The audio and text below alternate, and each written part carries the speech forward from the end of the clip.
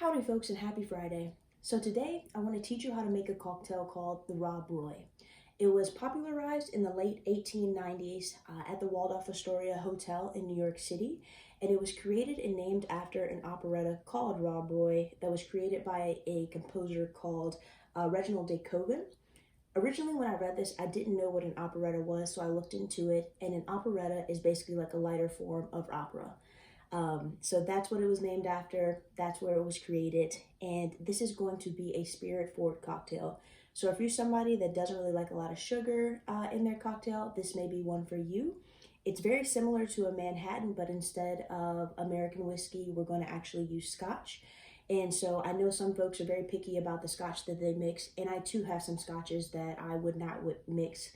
For instance, over here I have the Glenmorangie Signet. I probably wouldn't mix that. But I do love this Bruichladdich, now pronounced right, that you all taught me, so thank you. So I'm going to be mixing this tonight.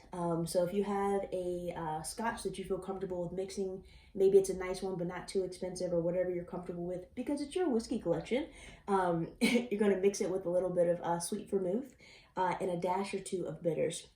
So you're going to need 1.5 ounces of your Scotch, 3/4 ounce of sweet vermouth, and a dash or two of bitters. Again, I'm going to keep saying this because I was so shocked when I found out that I was doing it wrong. Make sure that you are refrigerating your vermouth. If you do not, it will go bad. Similar to wine, if you open it and leave it out, it will go bad if it's not properly stored. I think they say you should keep it for, I can't remember how many days, probably like a month or two. But something to keep an eye on, kind of sniff it and see if it smells bad, because that could be what's tainting your cocktails. If you are somebody like me who thought that they didn't like vermouth, you could be drinking bad vermouth. And in my mixing glass, I have a couple of glasses of ice. I have a couple of cubes of ice, and I'm just gonna pour in my aforementioned items, and then add a dash or two. Also, you're gonna need a chilled glass. I've been chilling these bad boys for days, so they're good and ready.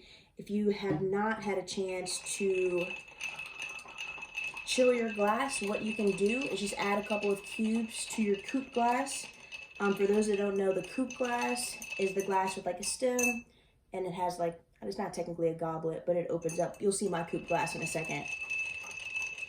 But take that, just whirl the ice around it, swirl. Does that count as a whirl? I don't know. Swirl the ice around there until you see a little bit of condensation on this outside to let you know that the glass is cooling down, and then you should be good to go. You know, we don't always remember to cool the glasses, which is totally fine, or chill. Just very mixing up words today, but it's Friday, so I can do that.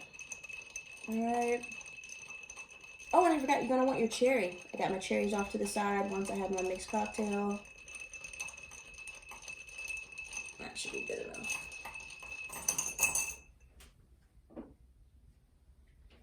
I figured since it was popularized in the 1890s, this glass was most appropriate.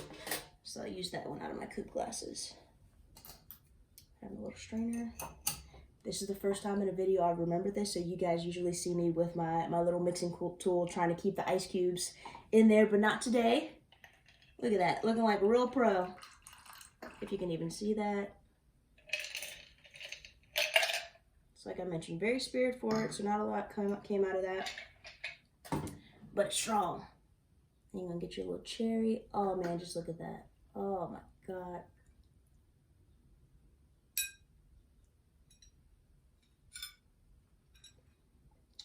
Delicious.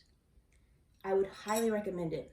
It's probably not going to be for people that do not like spirit forward cocktails, but I have found that if I have a Scotch that I enjoy, I feel that it enhances the experience. It's just a different way to enjoy a Scotch that you already love. So happy Friday. If you're watching Mortal Kombat, hope you enjoy it. I'm about to do the same, and I hope the weekend treats you all well. And until next time, cheers, folks.